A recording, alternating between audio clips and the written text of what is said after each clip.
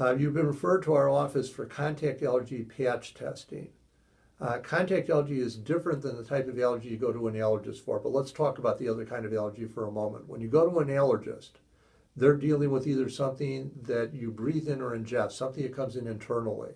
So that could be molds, pollens, dust, dog dander, peanuts, but something that comes in internally.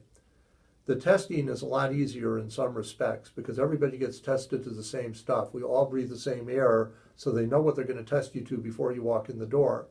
And the reactions are very quick, so they can give you a scratch test and read it 15 minutes later. I want to compare that to what we're doing today, which is totally different.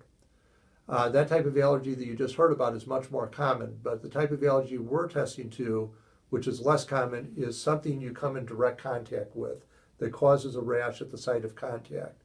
And that rash is usually a stable rash which lasts a lot longer than hives. Allergists are not trained in patch testing. It's in the field of dermatology. All dermatologists receive some basic training in patch testing. So there is a 36-item tray which you may have been tested to that's called a true test. And that does not require a whole team like we have to set up. It's a ready-made test. You can peel off the backing and put it right on the patient, and it picks up allergy to 36 of the most common contact allergens. Most practices don't do that, and the reason why they don't do that test is because that test has been found to only pick up about a quarter of contact allergy. So flipping that, it misses about 75%. So when you do that true test, you're sort of gambling with your patient, and there's a 1 out of 4 chance you'll be able to come up with an easy answer, and a 3 out of 4 chance that you're going to have to send them to have a second round of this patch testing done, which is a real inconvenience in an office that does more complete testing. We're one of those offices. We are a contact allergy specialty office. In order to do this, you really have to specialize in it. There's only about 50 or so places in the country that do full patch testing. Most of them are at universities. I'm not anymore. I was at Northwestern for many years. I was at Johns Hopkins before then. But I chose to move out here because I was able to order new allergens without going through budget committees. I was able to hire chemists who could more accurately set up the large number of patches we have. And I have hand-picked, trained people that have been with me for a long time who know how to apply the patches and make sure they stay in place. We don't have 36 patches here. We probably have several thousand. And we're supposed to be able to test everything that walks in the door, any kind of occupation, any kind of exposure, any kind of object that might cause contact allergy. In order to do this, we have to have a whole setup to do it, a whole team to do it. So I'm not any smarter than the people that sent you to me, but we're set up to do this. We have to invest a tremendous amount in allergens. We have to have a whole team of highly trained people. Our goal today is to find everything that you come into contact with so that we test to everything that has motive and opportunity, in your case, to cause contact allergy. So we're going to put our heads together and brainstorm until we're both convinced that you are being tested to all the things that are relevant to you. This is a lot more allergens typically than 36. So the average person here probably gets about 140 allergens, but we tested to very few in some cases and well over 200 in other cases.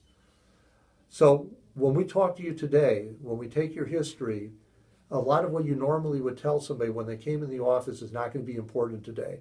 We're first going to ask you how long the problem's been going on for and which areas of the body are involved.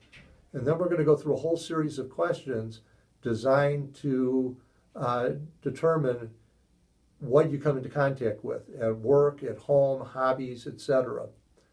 Once we do that, our team will then set up the patches and put them on your back.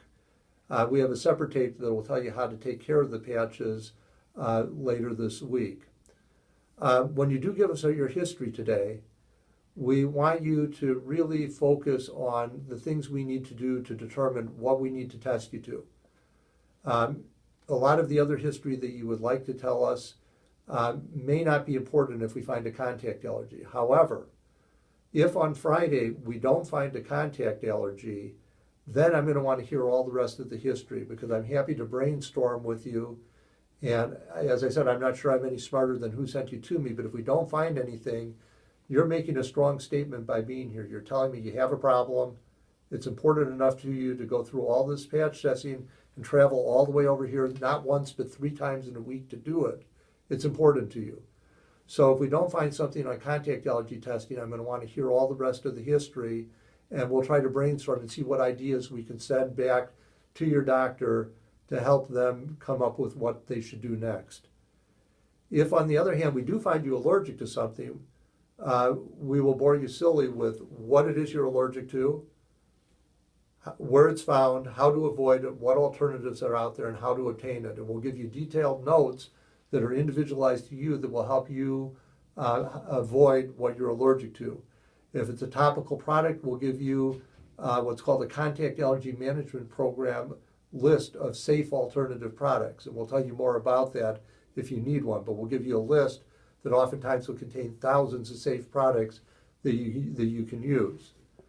We'll also dictate a letter back to your referring doctor, whether you come back positive or negative, letting them know what we found. So if you have any questions, we will be in a minute to tell you more about this.